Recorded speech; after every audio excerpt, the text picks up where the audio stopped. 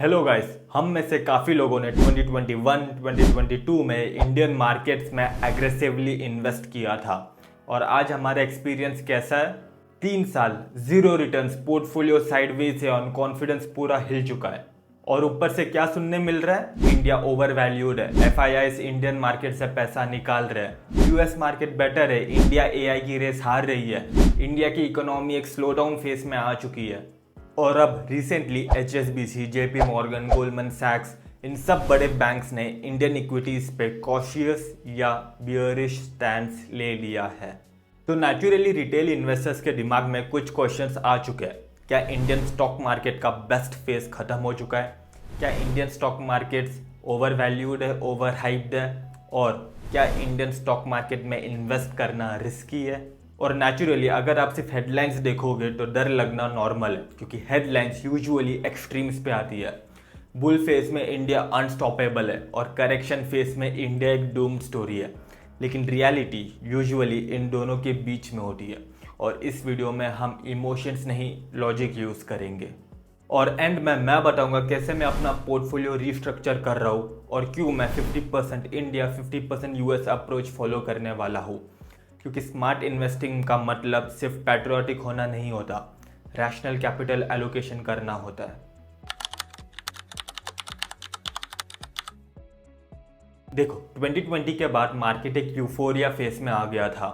IPOs दबा के आए कंप्लीटली इरेशनल वैल्यूएशन पे, लोग भी दबाकर इंक्रीज हुए, रिटेल पार्टिसिपेंट्स मल्टीफोल्ड इंक्रीज हुए। लोग बिजनेस क्वालिटी नहीं देख रहे थे, लोग स्टोरी खरीद रहे थे। और जब लिक्विडिटी साइकिल रिवर्स हुई तब एक्सेस वैल्यूएशंस करेक्ट हुए और आज जो मार्केट में पेन फील हो रहा है वो काफ़ी हद तक वैल्यूएशन नॉर्मलाइजेशन भी है।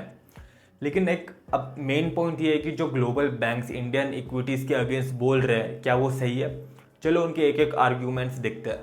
Argument number 1, energy dependence. और ऑनेस्टली ये स्मॉल इशू नहीं है।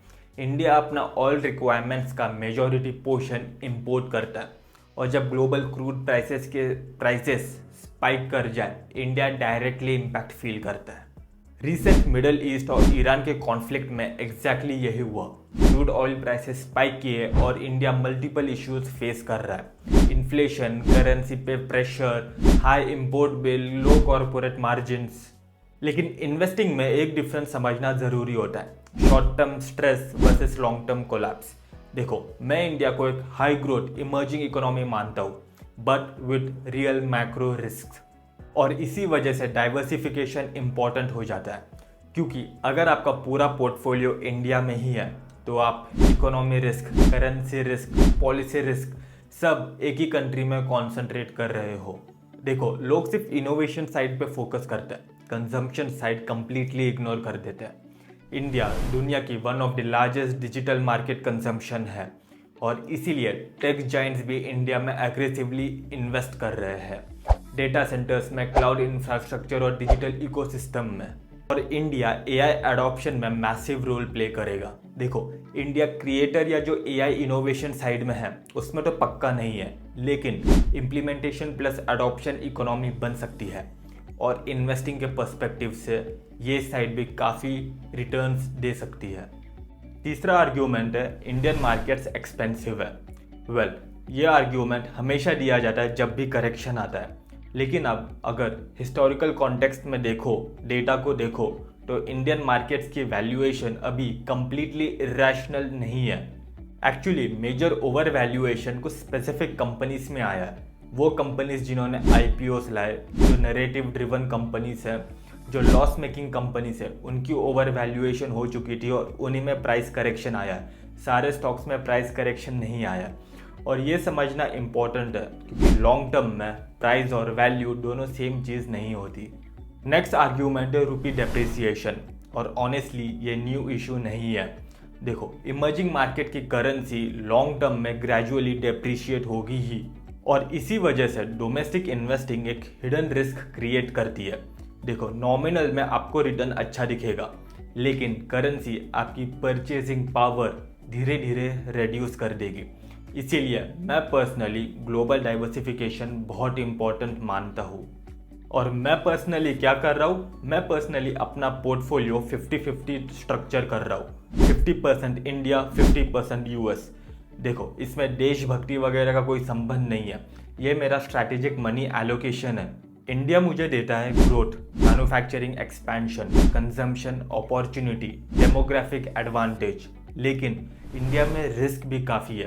Currency depreciation, market volatility, policy uncertainty, energy dependence. इसीलिए मेरे लिए यूएस में इन्वेस्ट करना ऑप्शनल नहीं है, मैंडेटरी है। और अगर आप ऑब्जेक्टिवली भी देखो तो वर्ल्ड के स्ट्रॉन्गेस्ट बिजनेसेस कहाँ पे लिस्टेड है, वर्ल्ड की एआई लीडरशिप कहाँ पे है, और वर्ल्ड के टॉप टेक्नोलॉजी मोनोपोली कंपनीज कहाँ पे है, यूएस में। और ऑनेस्टली अगर किसी इन्वेस्टर को डीप एनालिसिस भी नहीं आता होगा ना, तो वो भी एक सिंपल स्ट्रैटेजी फॉलो कर सकता है। Own the best businesses in the world. मेरे अकॉर्डिंग टॉप 5 कंपनीज है। First, Microsoft. देखो, माइक्रोसॉफ्ट सिर्फ एक सॉफ्टवेयर कंपनी नहीं है। आज दुनिया के जितने भी कंपनीज है उनका बैकएंड माइक्रोसॉफ्ट पर रन करता है, चाहे वो माइक्रोसॉफ्ट ऑफिस हो, क्लाउड हो या एआई इंफ्रास्ट्रक्चर हो। माइक्रोसॉफ्ट हर जगह एंड टू एंड इंटीग्रेटेड है। और एआई का हिडन बेनिफिशियरी भी माइक्रोसॉफ्ट है, क्योंकि कंपनीज को रन करने के लिए क्लाउड चाहिए और उसके लिए अज्योर वर्ल्ड लीडर्स में से एक है। सेकेंड कंपनी है एनवीडिया। देखो, एनवीडिया एआई रिवॉल्यूशन का बैकबोन है। एआई मॉडल्स ट्रेन कैसे होते हैं? कंप्यूटिंग पावर से। और वो कंप्यूटिंग पावर कौन प्रोवाइड करता है? एनवीडिया के जीपीयूज।